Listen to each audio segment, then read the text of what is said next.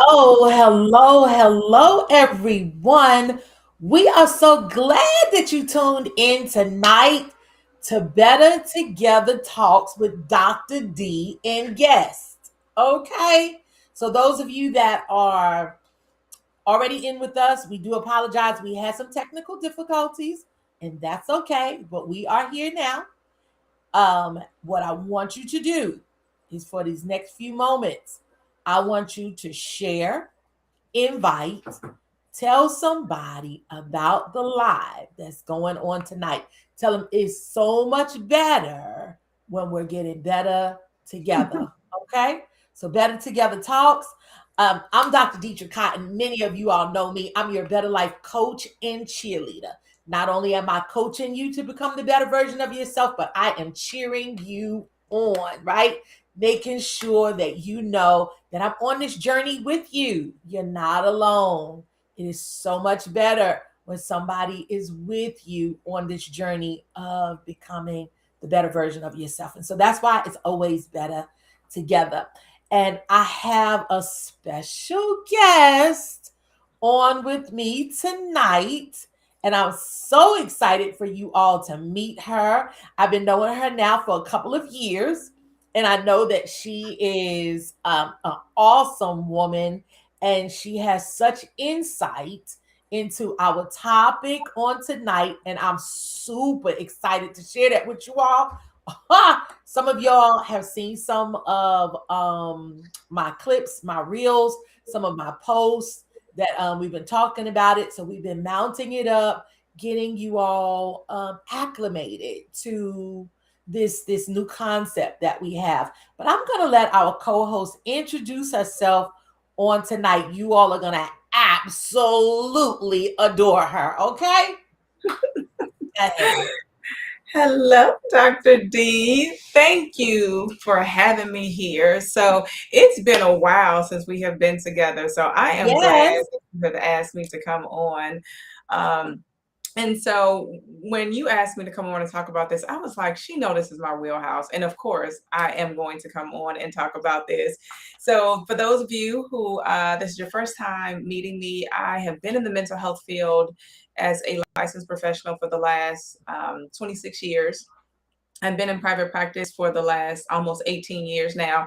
And my area of specialty is actually trauma. So when you said you kind of wanted to touch on that tonight, I thought this is so perfect.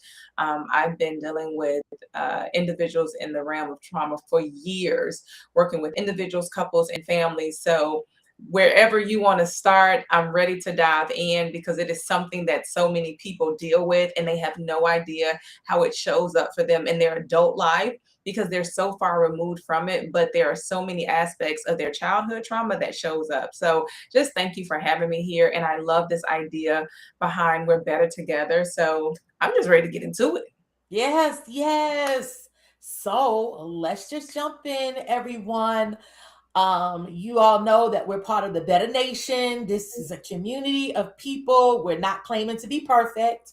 We're not here to erase what happened in the past. We're not here to be shamed of it or kind of sweep it up under the rug. No, we're going to use that very thing, that very event, that very situation, and we're going to capitalize on it and become better.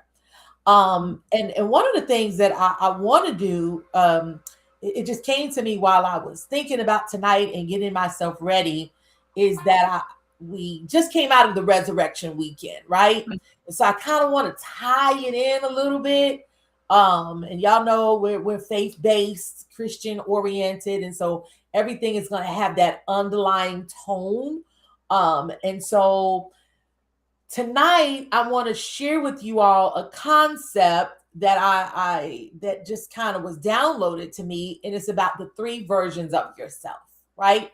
And those three versions would be that past you that would still be considered the broken you, the you that had that experienced the trauma and had the areas of your life that were shifted, that were altered by either the loss of a loved one, a molestation, an abusive relationship, could have been a car accident, Could have been a bad head trauma. It could have been a surgery that went awry.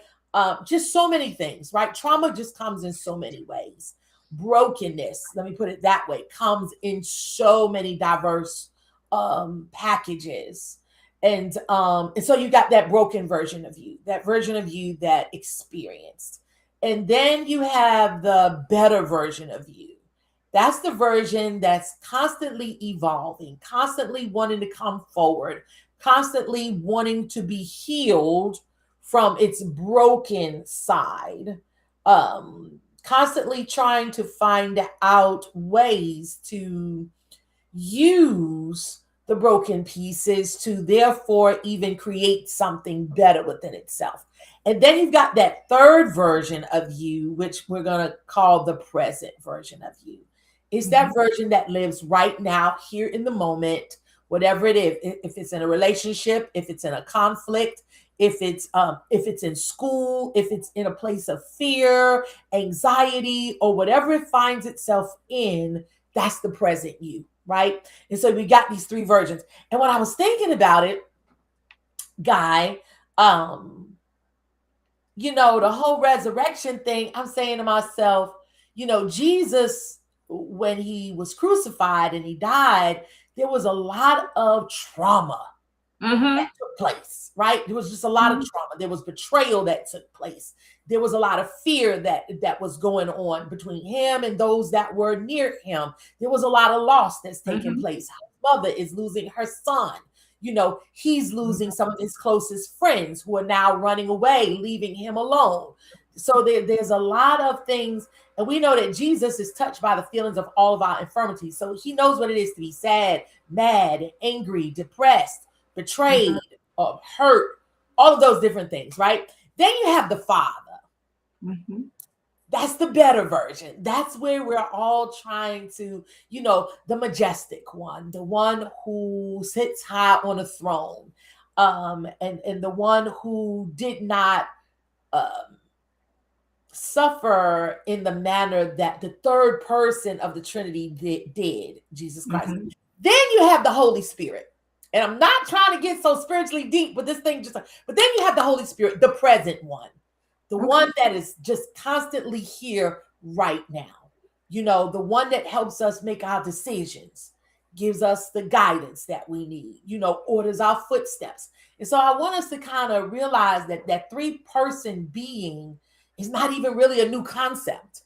Mhm. Mind, body, soul. Father, Son, Holy Spirit. Mhm. It's not like I came up with an enigma. We are three-part beings, right? Mhm.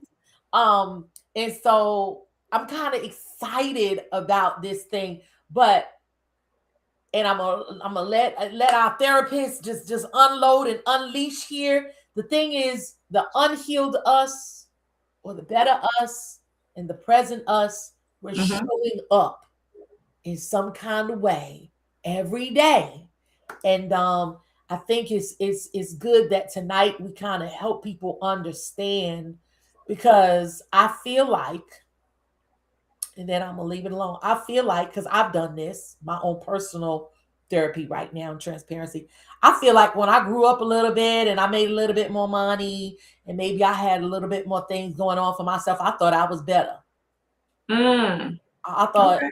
I thought better was here, right? Because I had a few things, or I had a degree, or I went through school, or I got a career and things. So I'm like better. But then I realized, I was like, yo, I'm handling a higher level of life Mhm. through a low level. No, let me not say a low level. A lower level of healing. Let me put it that way. I didn't realize that I was so unhealed until I started reacting Mhm.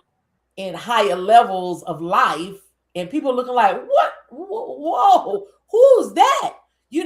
Polished on the outside, but still yet fragmented on the inside. Come on, Dr. Tanisha, talk to that. So what you are describing is you just learn how to compartmentalize better. So when you think Mm, about uh, survival mode is what so many people learn to function in. In fact, they don't even know they're in survival mode because this is where they live. This is their baseline. And so when you ask them, so what does your day to day look like? They will describe it.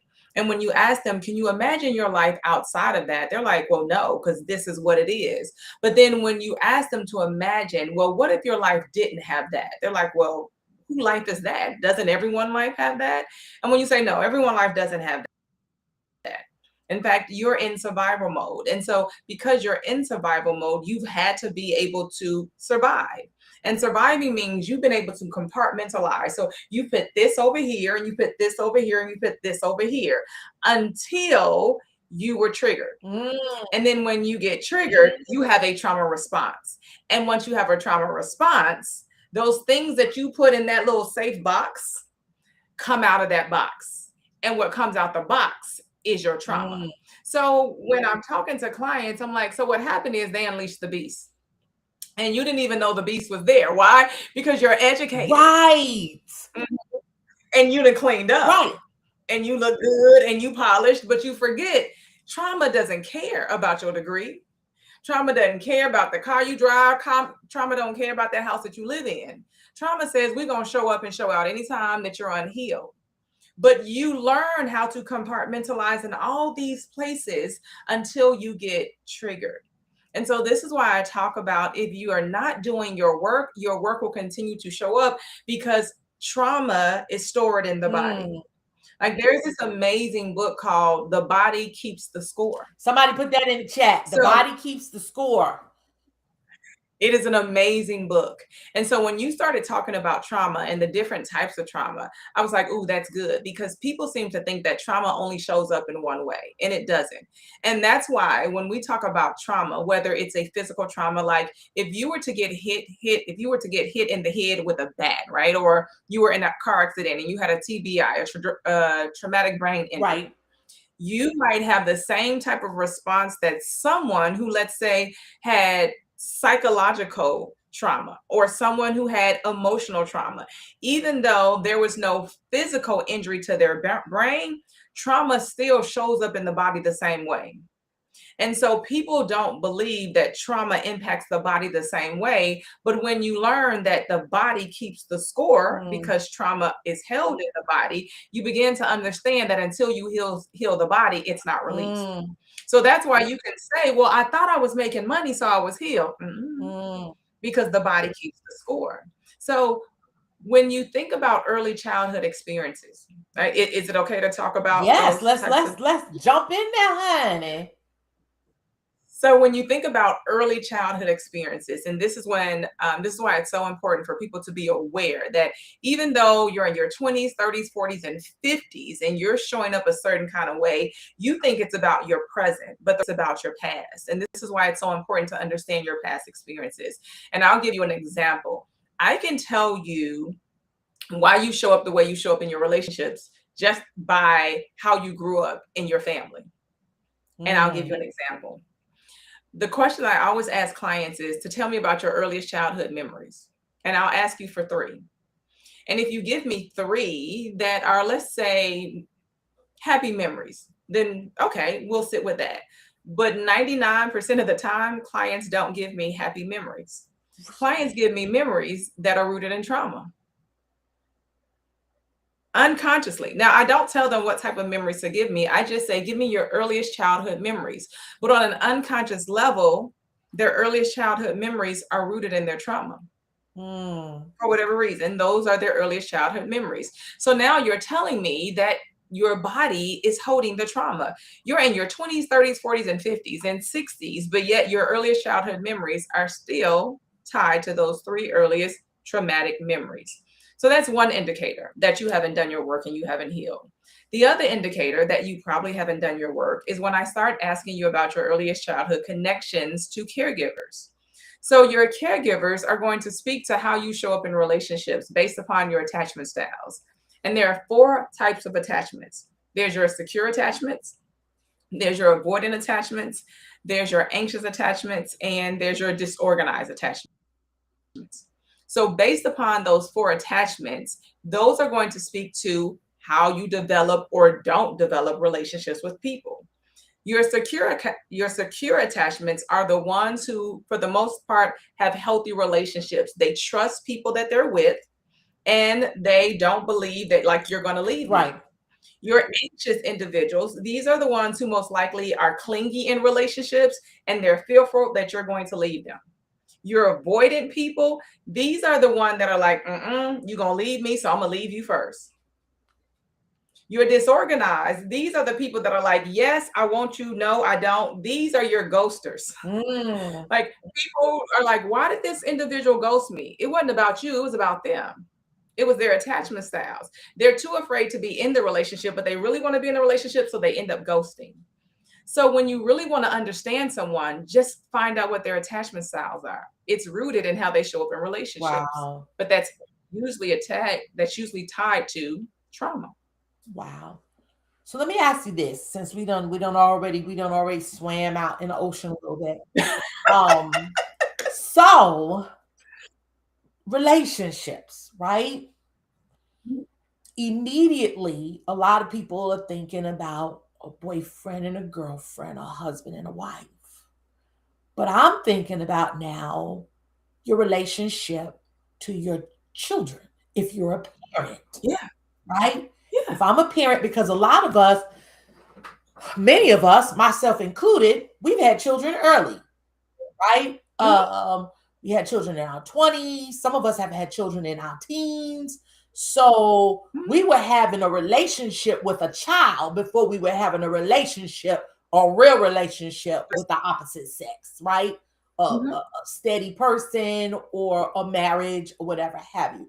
So talk to us about that, those four attachment styles, Mhm. right? Because you got parents that are ghosting children, Because the attachment styles are not specific to romantic relationships. right? They're your relationship styles. So if you have an anxious relationship style, it's going to be an anxious relationship with anybody, friendships, your kids, anybody that comes into your life.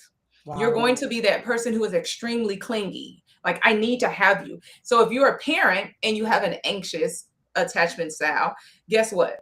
You don't want them babies to go nowhere. I got to have Mm. you here, but it looks like the helicopter parent. I'm terrified to let you go anywhere. I just need you in my presence, right? It's the fear that something will happen to you. So it looks different than if it's a romantic, but it's still the fear that I cannot let you out my sight. If Are it's those the kind of moms that when a child wants to get married, they are terrified and run off the spouse, or when a person does get married, then the mom is constantly calling, needing, can you take me to the grocery store? I need somebody to take me to the doctor's office. I need somebody to, These are the mother-in-laws that the person that they married don't like because they're intrusive.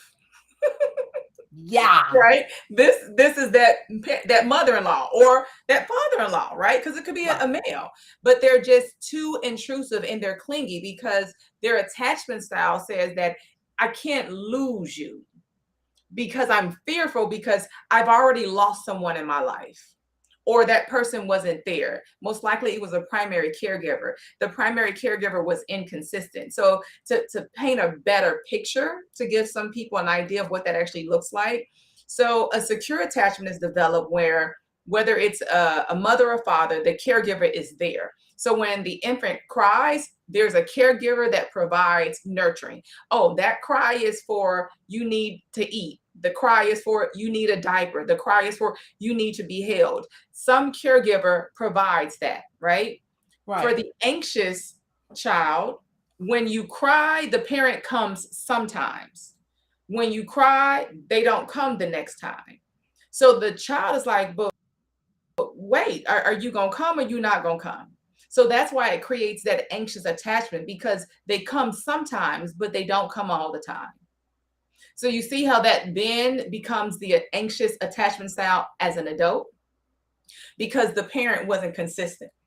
So for the avoidant attachment style, the caregiver was just absent. This was that baby that just cried. And the caregiver was like, you need to figure that out on your own. So these are the individuals who just don't want to be in relationships. They're just avoidant of everybody because no one was there to nurture them and provide for them. So these are the people that show up and you're just like, why are you so rude? Why are you just a nasty type of person? And for them, they don't know any other way because when they should have been nurtured and taken care of by their providers, they were hands off. So for them, at a very young age, they learned the world isn't safe. So if my caregivers are not safe, then surely you as a stranger, you can't be safe. And so for the disorganized, the caregiver was in and out, very much similar to the anxious avoidant. And so they're very much like the anxious, like I want you, but I don't know if I can be with you. And so I'm fearful because you might leave me. So I'll leave you before you leave me because it's just too painful. And it looks the same for parenting. Right.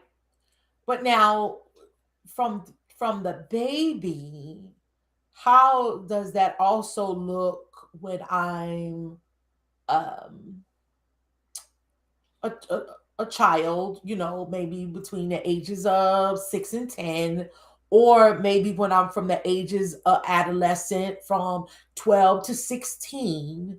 Because Mhm. I'll give you an example of two things that I kind of want to throw out here because, and we're like, we're going there now, like the current is just taking us. So my father died or was murdered Mhm. when I was turning 18 years old. Traumatic. So, I feel like as I grew older, I started realizing that I had a abandonment issue, Hmm. right? And it wasn't a purposeful abandonment, Right. Didn't matter. right? It wasn't, and see, and that's when people say, "Well, you was abandoned." I'm like, "I ain't abandoned. What are we talking about? Ain't nobody abandoned me." But he left the scene, right? He Mhm, left and never returned. mhm, And I had to really dissect that thing and process mhm. that there is a level of, like you're saying, maybe an anxiousness, or maybe what was one of the other ones that you said? What was the other one? Uh, Disorganized, hmm? the avoidant, the avoidant, I could be. because it's the secure, anxious, avoidant, or disorganized. Which one where the person is not showing up for you at all? That's the That's the avoidant. avoidant. Okay. So Mhm. that would be like even the loss of someone, right? That's like Yeah, that person is absolutely. not coming back to help you, to advise you, to counsel you, to be a dad, to give a kiss, to give a hug, to help you Mhm, with the prom, to help you with your, picking your next boyfriend or your husband. That person is not showing up. That when you mhm. cry, not a baby anymore, but when you Not there. cry, that Doesn't bottle is matter. not coming. That Yeah. feeding is not coming, right? That Mhm, need for whatever you need will not be provided by a primary caregiver. So mhm. let's talk about that because I was 18 years old. But even at 18, right? You still needed your dad, right? Exactly. So even though you say like at 18, someone is saying, well, you were 18, you're an adult. But the reality is, we never stop needing our daddies.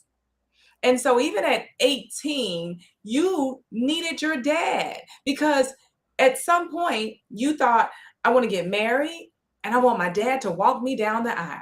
I Right. want my dad to teach me these things, right? So there were all these things that he wasn't able to do. So even though you were 18, he was still absent. And Right. so the brain doesn't know the difference between a lie or a truth. So whether he was taken from you or he left, the brain says he's no longer there. He's no longer there. He's absent, right? And so now you begin to create a narrative around, I don't have a father. And because of that narrative that now you have created, it now shows up like abandonment. Right. And Right. even though he did not abandon you, you still end up with the abandonment issues that Right. if a dad had walked away when you were 8 years old, Right. even though it was 18. Right. Because And now that's on a top of that, you have grief. And that's exactly. a whole nother layer. That's a whole nother, yeah, that's a whole nother level, right?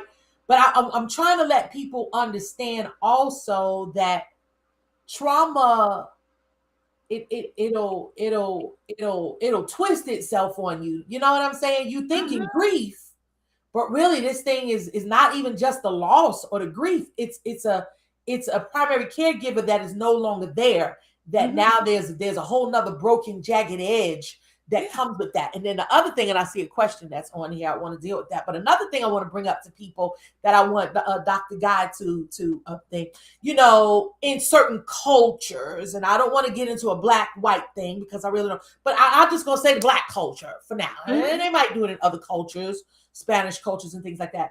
You know, oh, let the baby cry. Mm. Oh, you keep picking that baby up, you're going to spoil that baby. Oh, Mhm. let that baby sit there. Ain't nothing wrong with that baby. That baby will be okay. But we don't realize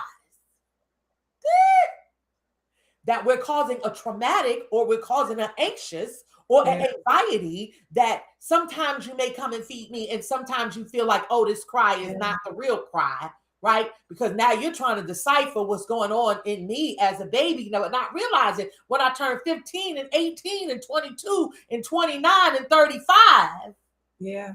this old culture thing y'all had going on, to not spoil me or to Mhm. not pick me up or to not give me a bottle every time I cried or whined, or not to attend to me, has now caused something else broken in me that I don't even think. I think we're just listening to what Mima and them is saying, right?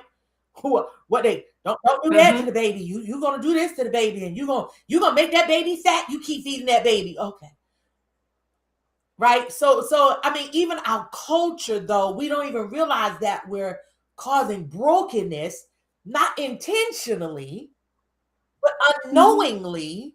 We're doing things that are now becoming part of one's psyche. And now, as they Mhm. grow up, this thing is stuck. That when you, as their therapist or their counselor, says, "What's the first memory you have as a child?" We talking about, oh, my mama, she let me just sit outside crying and she never showed up, but Yep. I saw her sitting in the window watching me. Mhm. Absolutely. But as a society here in America, we do this on a regular basis to our boys. We Absolutely. desensitize Absolutely. boys to emotions, right? So if you have, let's say, a 5-year old and your little girl falls and she starts to cry, you're like, oh, my poor baby. And you want to kiss her little boo boo and hug her and make it all better. But your little 5-year-old boy falls and hurts himself and it's just as painful as your little girl. You say, pick yourself up because boys don't cry. How dare you tell that boy not Exactly. to cry? Because now you've made him desensitized to something that he should be able to do. So now he turns into a man who thinks that he can't even Or cry. show any kind of Like that's emotion a for that matter. society. No emotions, but we create these monsters in societies because we say things like little boys shouldn't cry, right? We do that. We desensitize Right. little boys and think that it's okay. But then as women, we as women complain to other women and say, my man is insensitive to my Right. needs. Or he doesn't talk to But me. but we did that. Exactly. We But did we did that. that. Absolutely. Right? And so we have to start changing things as a society because our grandparents did it, didn't make it right. Exactly. I know better, so I need to do Exactly. better. And I don't understand how we got into a place to where we are today, which is a whole nother conversation. This whole thing between men and women, in particular black men and women. Hopefully you can bring me back and we can talk about that on another Okay, yes, episode. sir. Mm, But it's rooted in the culture that we have now created, and it's us against them.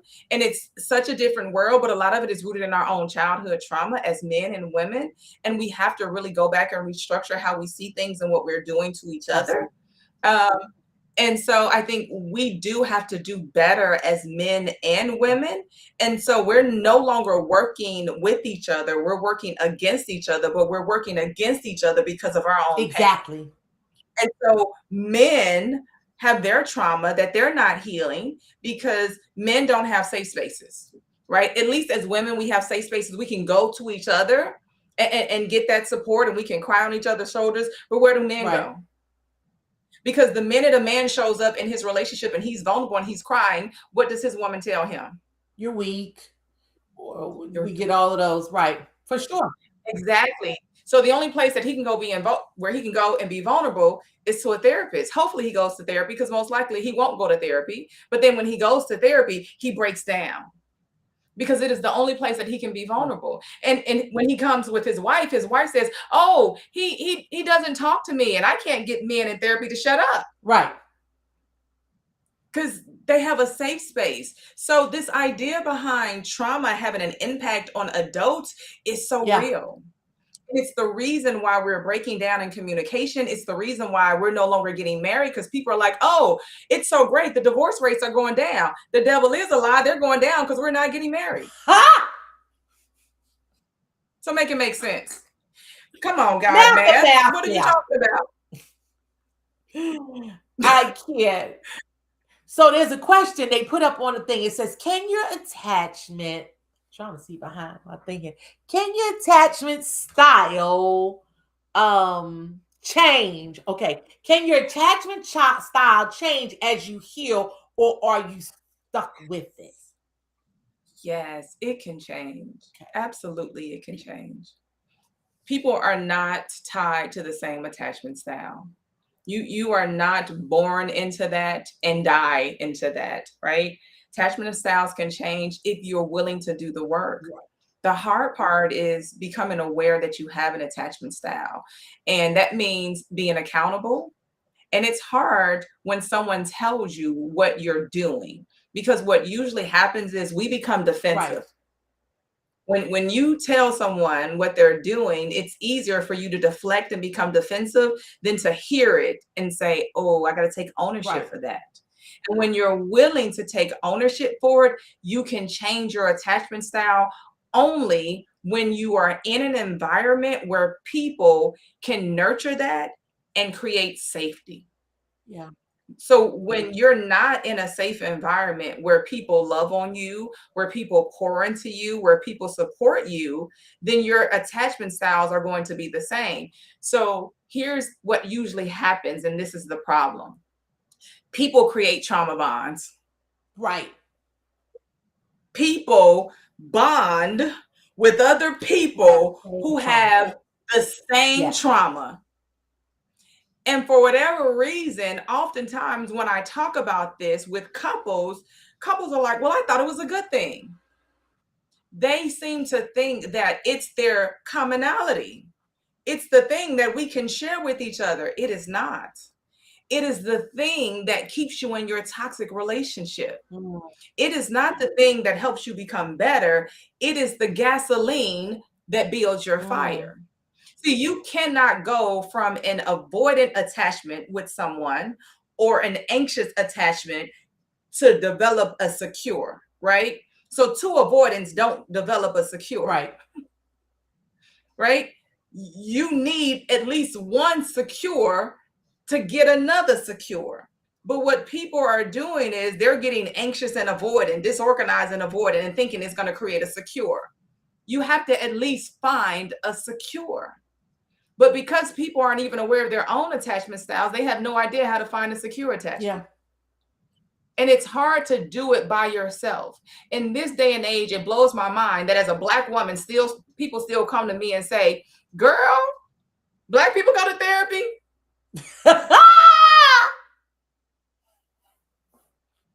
It's 2026. If you don't get your behind into somebody's therapy office, I am a serial client. I've been seeing a therapist since 2000. 2000. And not because I got so much going on, but because I want to maintain my mental health. Exactly. We are still in a day and age where people think therapy is for crazy people. No, therapy is to maintain your mental health. Yeah.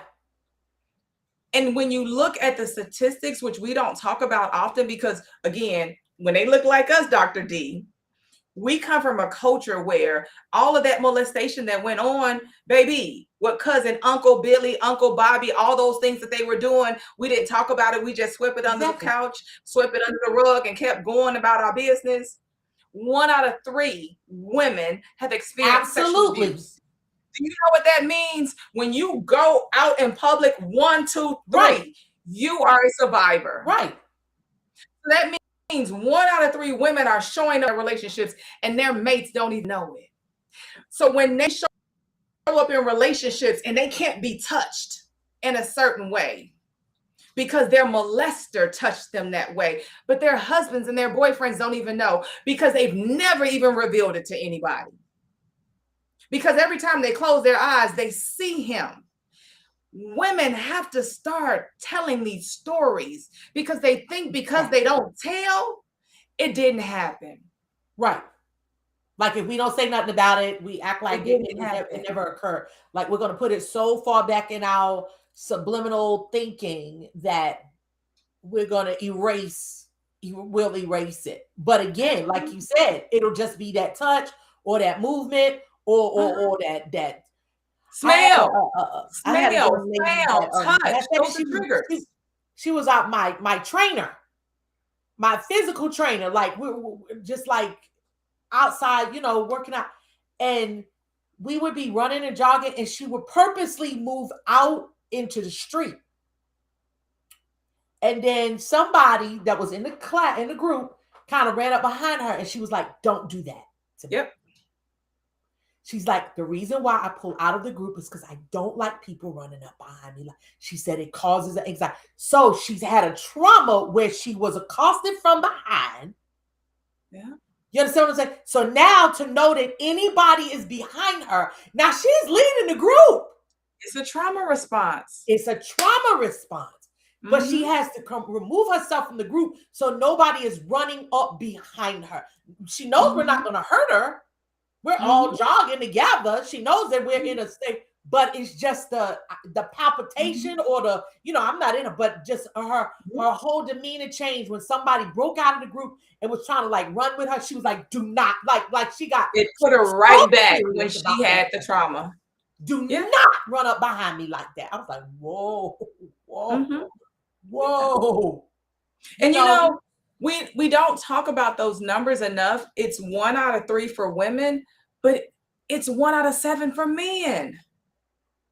And men will never ever tell nobody about it. Men won't ever tell. They won't talk about it. And when they do talk about it, they frame it as, especially when it was the opposite sex, men frame their sexual trauma when it happened to them as, yeah, I was the man. It happened to me. And it was an older babysitter or neighbor. I was the man. No, baby, you were sexually assaulted. You were molested. That's what that was. But because they rationalize it in a very different way, they have no idea that that was trauma. The only time they connected to trauma was when it was the same sex. Right. And that usually shows up as over-sexualized behavior and womanizing. Exactly, because they're trying to compensate for the fact that, that didn't affect me because I ain't like that. So I'm gonna prove I'm not like that. You know what I'm saying? So yeah, so they gotta overcompensate now. And until they deal with their trauma, their relationships remain unhealthy. Yeah. So that's why I feel like, and this thing, like people are like, well, when's she gonna stop talking about the 3 versions of you? Never. Because every day you show up, all 3 of you show up. Yeah. And it's a choice. Which one of us will rule today? And I'm so glad that you brought it up. And when you brought it to me and you said the 3 versions of you, it's interesting because when I talk to clients, I talk about the 3 versions that show up. So of course, when you were like, can you do this? I'm like, yes, because this is my wheelhouse. And the 3 versions that when I'm explaining is that when you live in the past has already happened, right? We can't go back and change it, but oftentimes people get stuck there. They Right. get stuck in their memories, they get stuck in their action, they get stuck in their pain, and it feels just as intense as it is happening right now. And then they get stuck in their future. This is where anxiety lives at. People are Mm, terrified of the what if. This is why people can't move forward. This is why they can't do anything, because it is the possibility of what will happen. And so the goal is to get people to live in their present, right. because they're either stuck in their past or too afraid to go to their future. So when Right. you talk about the three versions of themselves, I'm like, absolutely. Can I Right. get you to be present? Can I get you to just be here? Be here and show up differently than And you're choose used to. and choose, because you get to choose. You couldn't Right. choose the past, but Exactly. you get to choose this present. And I think that is where it is so dangerous, because the past feels like I didn't have any choice. And you didn't. You couldn't choose your parents. You couldn't choose what happened to you. But in this day, you get to choose that. Whatever that looks like, you get to choose it. And one of the things that I do not allow my clients to use, I don't allow them to use certain words. Like they can't use victim. You Okay. can never use the word victim. I was a victim. No, you can never use that word, because the minute you use victim, you continue to stay a victim, and Right. victims are re-victimized. So you have to see yourself as a survivor. Right. I don't care what you doing, what is happening to you, because victims are always re-victimized, and it never fails. When people use the word victim, guess how many times they have been victimized? So they have to be able to choose that they are survivors. And Right. in choosing that they are survivors, they make different decisions, Right. right? Because as a survivor, I feel empowered to do things differently. Right. I know that you don't hold the power over me, that I get to make those decisions now. And that feels very different than before. And Right. you, I don't feel fearful now. And that's what that anxiety does of the past and of the future. Yeah. Yeah. Oh my gosh, I don't even know where the heck the time went. What the world is this conversation, child? We ain't even went over half the stuff, none of the stuff. um, I'm this is sorry. like this is like a topic that it cannot be exhausted. It's just there's just no way, because there's just so much impacted in it. But I do wanna bring this point out to those of you that are watching, that give people around you the space and grace to become better, Mhm. right? Give people around you the space and grace to become better. Some of us are saying, well, me and my mom, we don't have a great relationship. Or me and my dad, we ain't never going to talk ever again. I don't ever want to see him. He dead to me. He was being the best dad he knew how to be. Mhm. She was being the best mom, broken, jagged, just chopping people up, cutting her own kids because of Mhm. what happened to her when she was growing up. And she never was able to acknowledge it. She didn't have a better together talks back in the 1960s. Back Exactly. then, there was no go to therapy or counseling, like you Yep. said, unless you were bona fide, straight Mhm. jacketed, right? Mhm. Going to a mental institution back then, Mhm. right? Back in the 50s, or that didn't occur. You figured it out as you was going along. Mhm. And then we taught, or they taught, trauma to their next generation. And then Yeah. the next generation taught trauma to their Mhm. generation. Back in the day, molestation and rape was commonplace. It was. Commonplace. I mean, and I ain't trying to get into no history lesson, but just going back into slavery and this, that, and the other, and then coming that now we even just have, granddaddies that see little girls running around. I mean, that's like, oh, we want her, and so we just take her. We Mhm. just do whatever we want to do with her. And so that's an old time concept that, even back in the day, women were being married off at 13 and 14 Well, years yeah. old. You understand what Mhm. I'm saying? With some old drunk man that knew your daddy and them from his job, and he's in 35. Yeah. So, and nobody cares that you're getting beat upside the head. Nobody cares that you're being almost raped by your own husband, having 12 and 13 and 15 kids, and you're 13 years old, right? Mhm. So this is just a perpetuation. But what I'm saying is, we've come to the point now where we can't stand people, we hate people, and now we're living in a trauma, or we're stuck in the past, and we're holding people accountable for their actions. But really, in all actuality, can they be held accountable for some of the things that they did because they were taught and trained to be the way that they were, Mhm. until we get to a place and space now where, and I love the fact that we've got to acknowledge, I'm broken, I'm traumatized. But most people don't even acknowledge these They, things. they You just don't go know on it life, though. you just think this how I am and this what it is, and that's how your granddaddy is. He always been a little pervert. Whoa, what are we talking about? Your Mhm. granddaddy probably was molested himself. You understand what I'm saying? And Probably, so this is a learned behavior, but he ain't never told nobody about what happened to him.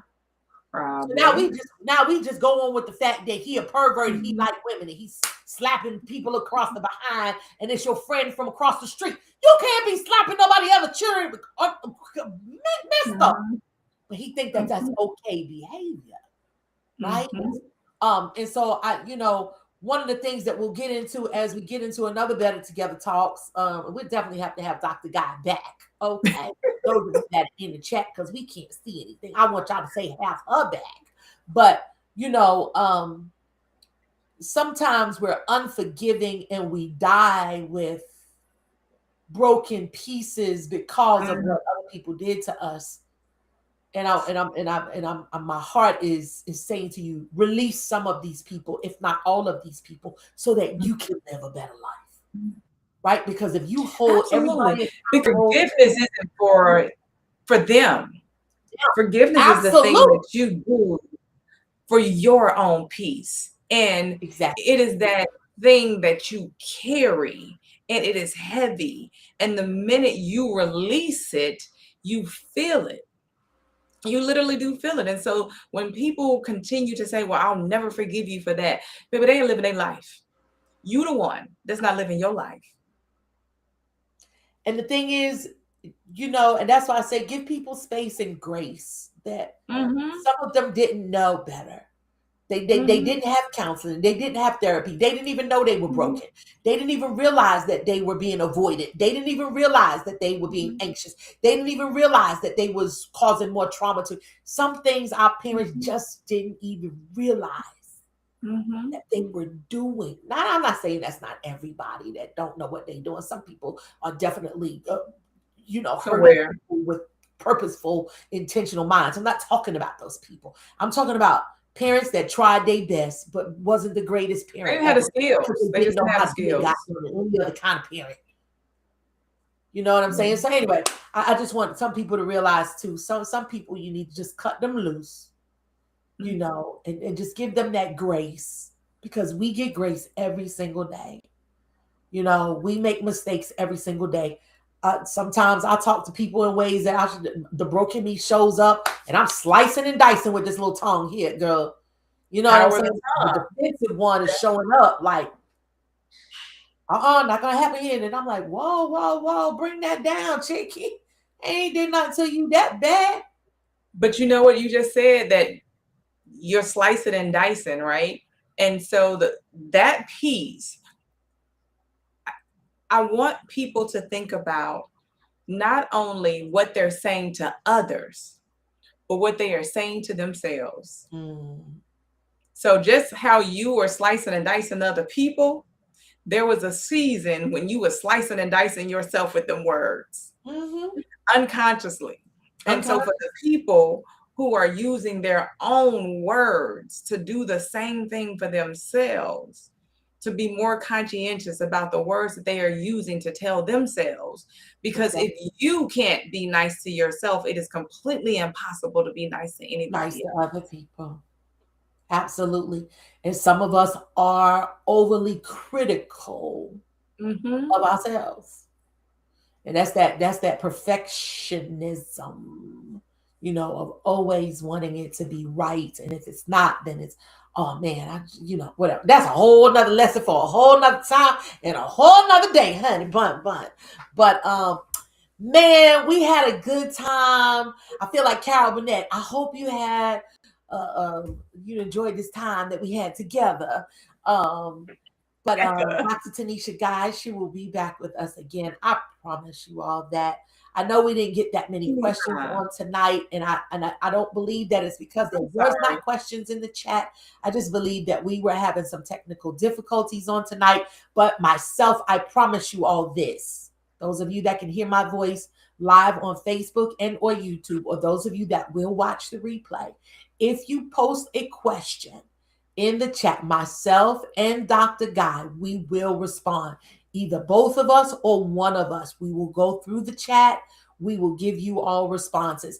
Dr. Guy, I want you to tell everyone how they can reach out to you, how they can follow you on social media, how they can get counseling for themselves or their family with you, however that looks like. Go ahead and let them know. Sure. So you cannot get counseling with me. Oh, okay, okay. Well, that's out. Cannot get counseling with me. But if you do need counseling, you can reach out to me and I will definitely get you connected with someone. And I do want to make reference to, we talked a lot about trauma, and sometimes you don't want to have to talk through your trauma. There is a treatment called EMDR, and it is the most effective treatment for trauma where you don't have to relive those experiences. But if Mm, you do want to get connected with a good therapist, reach out to me and I can definitely try to get you connected depending on what city or state you're in. But you can follow me on all platforms: Facebook, Instagram. My platform is TikTok, though, at Dr. Tanisha Guy. So, okay. I do have Dr. D. I have a workshop coming up in June that's actually talking about what we're talking about. Tell us about it, honey. It's a three-part series and it's talking about healing from past childhood traumas. And so it's June 13th. It's a three-part series. And so if you guys are interested, just follow me on all of those social media platforms and definitely love to see you there. That is awesome. So I also noticed that you had a book behind you. Oh yeah. I'll be forgetting sometimes. So I have one book that is for my clinicians. Anyone who's a therapist is Private Practice in 30 Days. The other book is for anybody who wants to improve their communication, and it's called Stop Hearing and Start Listening. And then my Mm, third book is for anybody who struggles with imposter syndrome, and it's called Taking Back My Power. And all of my books are on Amazon. You can just okay. go type in my name, Tanisha Guy, and you will find all three of my books on Amazon. I love it. I love it. And many of you all that are not following me on Facebook or Instagram and or YouTube, we will definitely drop those links in the chat. Go ahead and follow. Share this video. Share this live. Even if you're watching the replay, put in the chat replay and share it with somebody. People need to hear about this. If the world is going to become a better place, right, that we all complain about, it's not going to be Trump's fault. It's not going to be it's not going to be Iraq and Iran's fault. It's not going to be anybody's fault, but the people that refuse to become better. Can't have a better world and have broken people just running all around the place. So everybody, one at a time, we've got to learn to work on me so that I become better. And then I get on a journey with other people that are trying to become better. And then we start becoming better together. Is that all right? I love you guys. Y'all know I'm Dr. Dietrich Cotton, your Better Life coach and cheerleader.